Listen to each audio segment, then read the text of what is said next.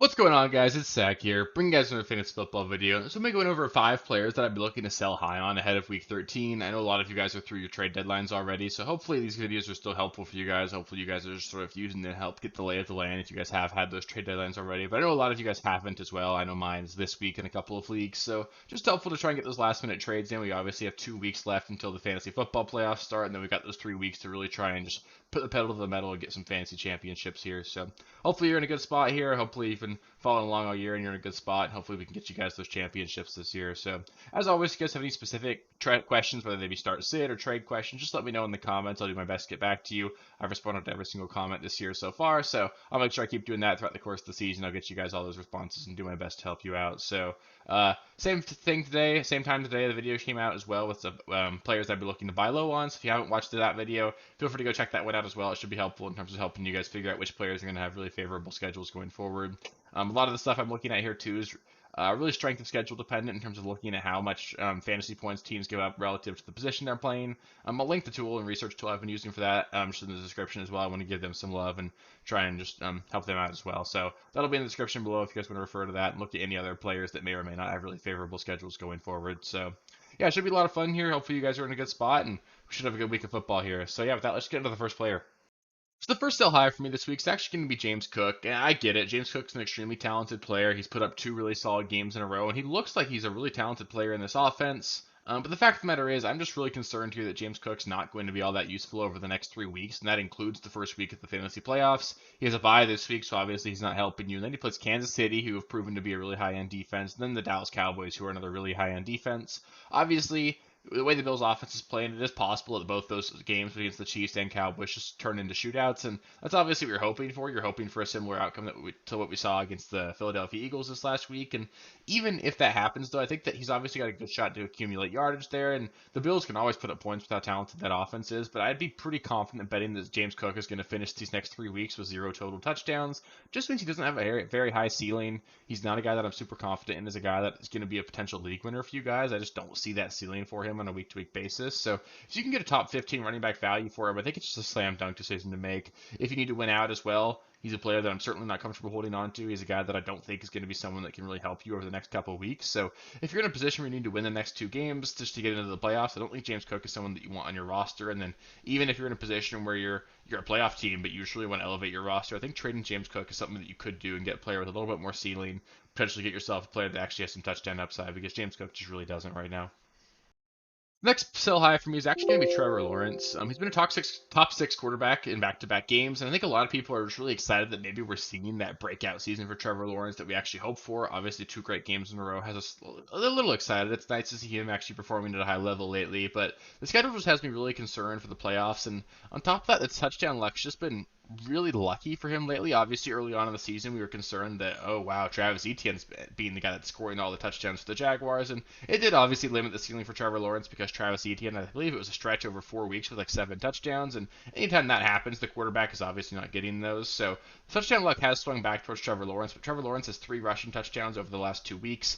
That's not something that's going to continue. He had 0 rushing touchdowns in the season up until then, so it's just not something that's going to continue at that high of a level. I think he's a streaming option for me going forward, a guy that I'm going to be playing matchups with. I think you can start him this week against Cincinnati, but I don't believe he's like a locked and loaded quarterback one the rest of the season. So if you can find someone in your fantasy league who truly thinks he's a guy that they can just plug in and start every single week going forward, I'd be comfortable to trade him and then just continue streaming the position because I really just view Trevor Lawrence as a streaming option at this point. He's not someone that I'm super confident in going forward. Next, we've got a player that I really think is just a screaming sell high for me, and this one obviously sucks because I do have James Conner in a couple leagues, but it's just not someone that I'm super confident in going forward. Obviously, he's got a decent matchup this week. He plays the Pittsburgh Steelers, and that's something that you can exploit. He could potentially put up a quality game this week, and I think that's totally okay. But after that, I don't know if he's a guy that I can even start once. He has a bye this next week, so obviously you're not playing him in week 14. He plays San Francisco in week 15. You're not playing him there. He does play Chicago in week 16, so that's potentially a spot where you could start him. But then he plays Philadelphia in week 17. So after this week, you've got 1 out of the next 4 weeks you can consider starting James Conner. He likely needs a touchdown to pay off, even if you do have to play him. And on top of that, the usage has been a little bit concerning as well. He's coming off the field for Amari DeMercado on third downs. We're seeing Michael Carter get some work. When they're in blowout situations, he's coming off the field. And let's be honest, the Cardinals are likely going to get blown out a few more times this season.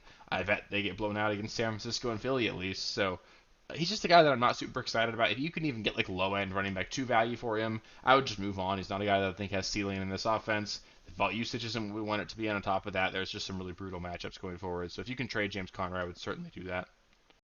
Next up, we got one more sell high at the running back position. That's going to be Saquon Barkley. Obviously, I've talked about this at large a couple times with Saquon, but I think it's really pivotal that we do move off of Saquon Barkley right now. He's obviously got a bye this week, which is certainly not helpful if you're in a situation where you need to win out. And then you've got Green Bay, that's a decent matchup. Then you've got New Orleans, Philadelphia, and the Rams for those playoffs. All three of those matchups are negative matchups for the running back position.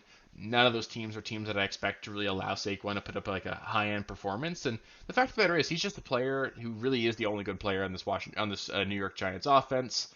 There's no reason for other teams to let him succeed. They're just going to stack the box and make Tommy DeVito beat them.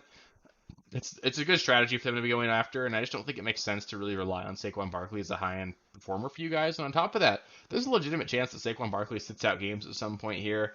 We all know the contract situation with Saquon Barkley. He's obviously a free agent after this season. If you're Saquon Barkley and you don't have any assurance of money going forward, especially with your injury history, it makes a lot of sense that he would consider sitting out these games. The Giants kind of owe it to him to let him do that if he wanted to, and it's also kind of good for the Giants if he does that as well because they really don't want to be winning these games. So if you're the Giants, I think there's a situation here where we do see them shut down Saquon Barkley, even if that means they're going to bring him back for next year. So even if you can get like a solid running back 2 for him, I really think I would strongly consider it because I don't think Saquon's a guy that I want to be relying on going forward.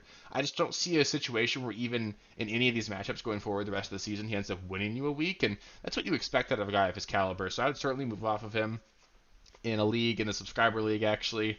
I've had a bit of a rough year there. I'm 5-7, so need to win out to make the playoffs or have a shot at it. And I actually traded Saquon Barkley for Najee Harris to set just today. That's something that I'd be willing to consider, obviously. And I think that's just a situation where it's obviously a tough decision to make, but I think that if you're in a situation like that, it's certainly something that I would look at. And last, we've got potentially a bit of a controversial one, but one more quarterback I want to talk about, and that's going to be Patrick Mahomes. And I know it's really tough to even consider moving off of Patrick Mahomes. I've got him in one of my 7 leagues this year, but I just really don't think the ceiling is there for him right now. Outside of Buffalo in Week 14, I just don't really think there's an offense that the Chiefs are going to have to play that's actually going to be a challenge for their defense.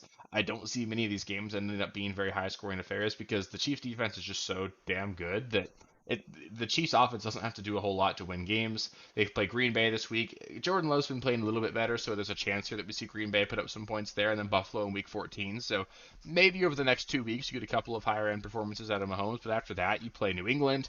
New England's probably going to score 3 points against the Chiefs. So your first week of the fantasy playoffs, Mahomes is not going to be a stud for you in all likelihood. Then you get the Raiders.